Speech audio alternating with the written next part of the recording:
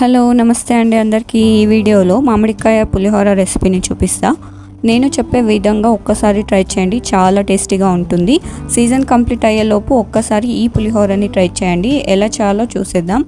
ముందుగా స్టవ్ పైన ఒక కడాయి పెట్టుకొని నూనె వేసుకోవాలి. నూనె కొంచెం వేడైన తర్వాత పల్లీలను వేయించి తీసుకోవాలి. అదే కడాయిలో ఆవాలు, జీలకర్ర, సన్నగా కట్ చేసి పెట్టుకున్న ఉల్లిపాయని వేసుకొని ఫ్రై చేసుకోవాలి. ఇవి కాస్త ఫ్రై అయిన తర్వాత కొంచెం కరివేపాకు, పచ్చిమిర్చి వేసుకొని కలుపుకోవాలి.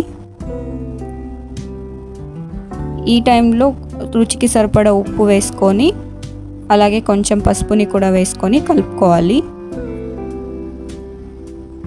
మనం ఆల్రెడీ తురిమి పెట్టుకున్న మామిడికాయ తురుముని కూడా వేసుకొని కలుపుకోవాలి.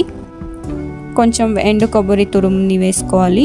అలాగే కొంచెం కొత్తిమీరని వేసుకొని కలుపుకోవాలి. చివరిలో మనం ఆల్రెడీ వేయించి పెట్టుకున్న పల్లీలని కూడా యాడ్ చేసుకొని కలుపుకోవాలి.